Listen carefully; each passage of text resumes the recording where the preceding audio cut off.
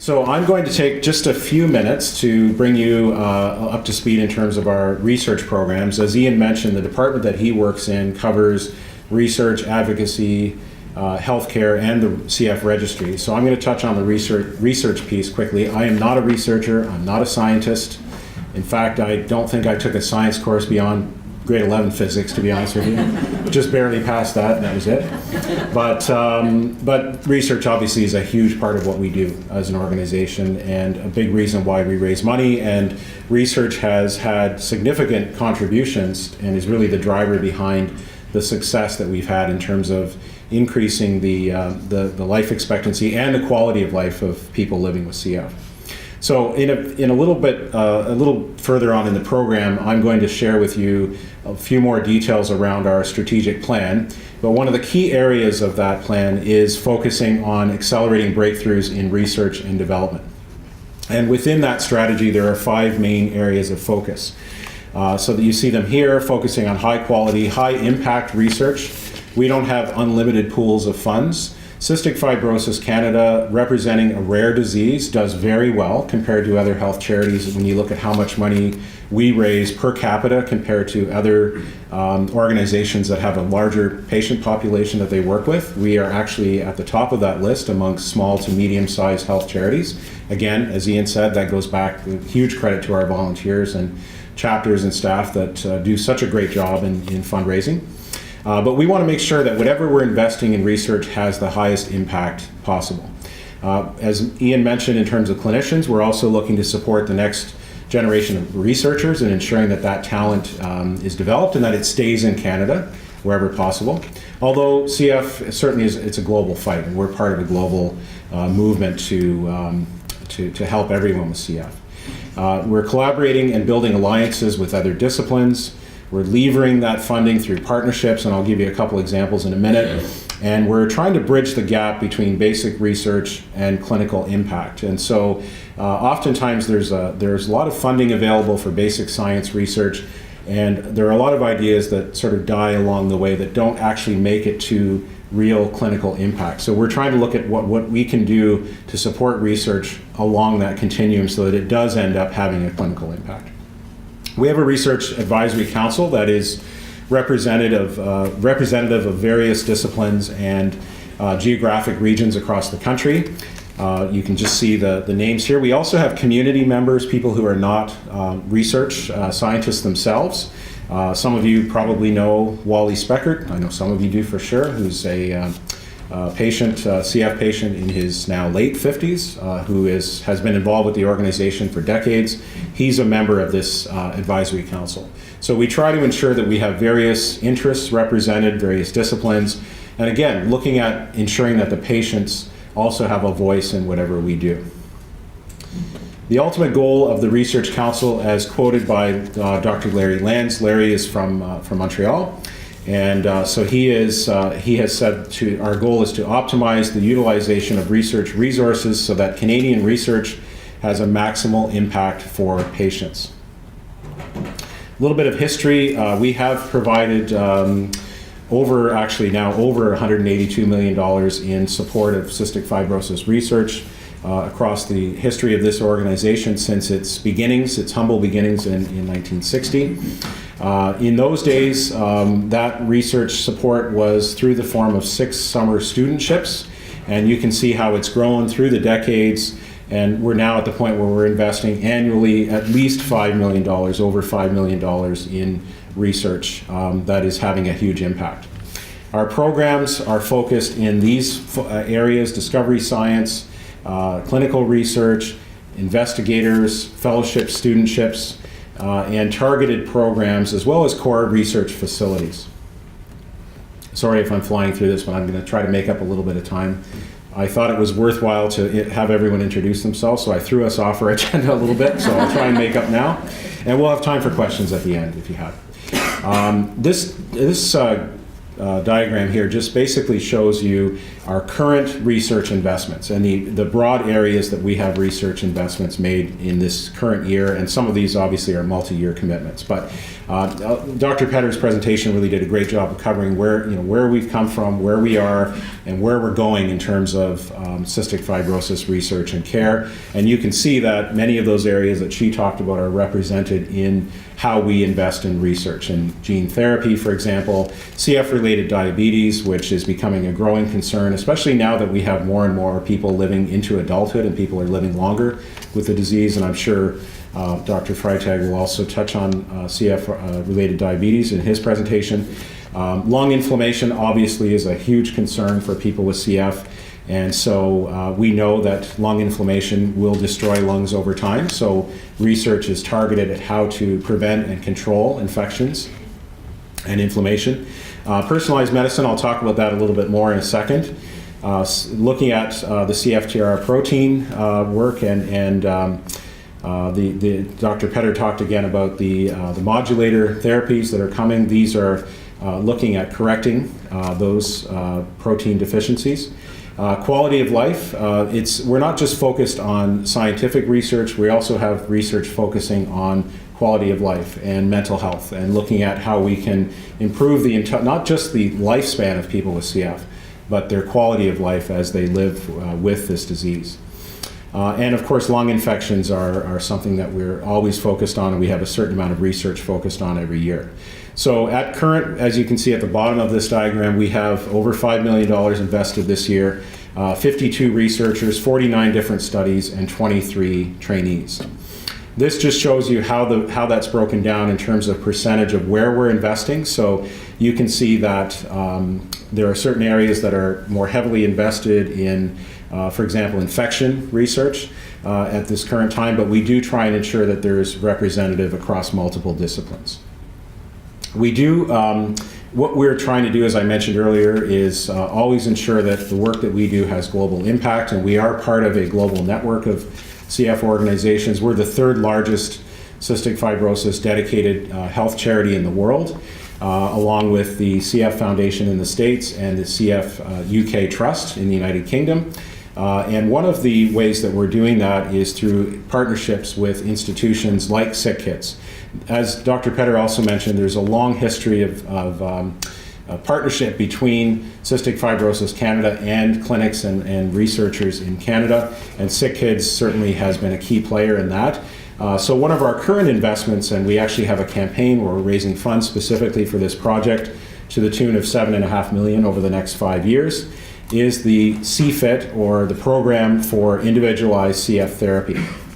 And so what we're doing is collecting stem cells from CF patients with different genetic profiles, analyzing that genetic profile, and ultimately, at the end of the day with this project, what we're going to be able to do is really pinpoint what therapies will work best for the individual. It's a very complicated disease. There are, correct me if I'm wrong, doctors in the room, about 2,000 different mutations involved in CF. And so it is very complicated, and no two patients are exactly alike. So the individualized therapy, the CFIT program, is designed to help us really pinpoint so that we can ensure that whatever medications that person is on, whatever therapies we're using to treat their CF, that it will be the most effective it can possibly be. So that's pretty exciting, it's groundbreaking, and there are investigators from all over the world that are looking at this and involved in different ways in this project. This just shows you, I'll just quickly mention that we have a timeline of goals that we're working on between when this project was launched a couple years ago in October 2015 through to October 2020, and what those end states look like. And we are looking at 100 different cell lines as part of this project, again, because it is such a complicated disease. So using a smaller number of patients would not be representative. Another example of research partnerships involves the Canadian National Transplant Research Program. As you know, I'm sure you know, lung transplant, liver transplant has become a viable option for people with end-stage lung disease, for example, whereas maybe 10, 20 years ago that was more sort of science fiction-y and looking in the future. That's the reality now, and people are doing very well with lung transplants and even second and sometimes third transplants. So we have partnered and provided funding through a partnership with the Canadian Institute for Health Research, working with 86 researchers and 7 core projects across the country. And the goal of that is to increase the access to transplants, improve survival, and of course quality of life for people who are receiving transplants. So Cystic Fibrosis Canada is involved with this project, and among many investors, we have contributed $100,000 towards this project. So I just point that out as an example so that you can see how we're working with partners right across the country to improve the lives of people with CF. We did launch 2 new awards in our research programs in 2017. Kathleen Morrison, those of you that have been around for a while, would remember Kathleen as the longtime CEO of Cystic Fibrosis Canada. For about 30 years, she led the organization. And so we have launched a new award called the Kathleen Morrison Research Impact Award. And we also last year launched a new fellowship award. And Ian talked a bit about clinical fellowships and their impact. We also have research fellowships that have had a tremendous impact as well. So we're very pleased to work with the family of the late Dr. Jennifer Sturgis, who was a researcher at Sick Kids Hospital for many years and was one of those involved in the gene discovery in the 80s, in launching a new fellowship in her honor and her late husband's honor as well. And just to show you what that really means at the end of the day, is this year's recipient of the Jennifer and Robert Sturgis Fellowship is Dr. Patrick Stapleton from Sick Kids Hospital, working with Dr. Yvonne Yao, and he's improving the success of eradication therapy in children with CF.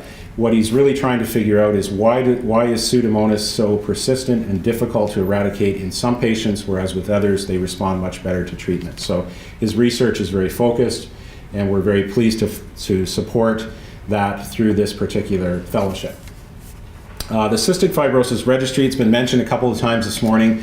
This is a real success story of the organization, and I think sometimes it gets a little lost when we talk about these really cool research projects like Sick Kids and the work that Dr. Stapleton's doing and other researchers and clinicians across the country, but the registry really is the thing that brings this all together. And so Dr. Ann Stevenson is from St. Michael's Hospital, is the chair of the Cystic Fibrosis Registry. And Dr. Denise Mack is part of our staff, who heads up the registry team. And essentially, the registry is the collection of data representing cystic fibrosis patients through the clinics right across the country.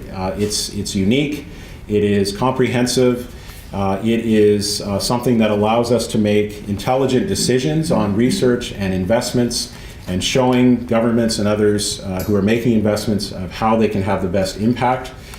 So all of the clinics across the country are involved in the registry program. And Cystic Fibrosis Canada coordinates that and also publishes an annual report, which is a fascinating read. If you have not availed yourself of that, please visit our website, cysticfibrosis.ca, and look for the registry annual report. The new one is just being released, which contains the 2016 data. And I actually don't know if does anybody know if it's live yet on the website? Next week. Next week. All right, I was close. Fingers crossed. Fingers crossed. Okay, so check back next week. If not, you'll see the 2015 annual report. And but that contains the highlights and gives you a really good picture of what the landscape looks like across the country, and also the variations regionally and through different age groups and so forth in terms of the progress that we're making. And I want to, again, thank the clinicians who are involved in the registry, because this is a huge undertaking and one that's been going on for decades. We actually have been a model, our registry has been a model that others in the UK and other parts of the world have come to Canada to learn and have modeled their registries after. So kudos to the clinicians, Dr. Stevenson, and of course Denise, on the incredible work that they do with our registry. We also are collaborating internationally with research projects that have an impact across the globe. All of our research projects potentially have an impact across the globe, but we're actually formally involved with some international partnerships. One of them is with the CF Trust in the UK, and this is around using Bluetooth-enabled devices to monitor health status of people with CF remotely. So there's actually some, I was talking with some, I think Tammy's mom, we were talking earlier about Rain. I have two girls, they're 7 and 4, and I like to show them old cartoons that I watch, like the Flintstones and that sort of thing. And just yesterday, I showed them the Jetsons. And, you know, when I was a kid, that was like, that's the future. Wow, we're going to be flying in spaceships. But, you know, some of the stuff you see on the Jetsons, we're doing it now. It's incredible. Like video, I can call my kids and they can see me on the phone. Like, who ever thought this would happen? So this is happening now, this remote monitoring, and we are involved in this research, and we're actually, we have two of our clinics, the London Clinic and the Halifax Pediatric Clinics, are involved in this remote monitoring program. And I would say, not too long in the future, this is something that I'm sure is going to be used widely in terms of how we treat and monitor people with CF and their care. I'll close with this. You've seen this graph already in Dr. Petter's presentation, but this is when we talk about impact, and that's really what we're trying to do with our research programs. The greatest impact is the fact that people with CF are doing much better than they were not too long ago. And so it's because of the work of those researchers, and we also owe a great gratitude to all the families that are involved in helping us raise funds and raise awareness for Cystic Fibrosis Canada, because what we do with those dollars has had a tremendous impact.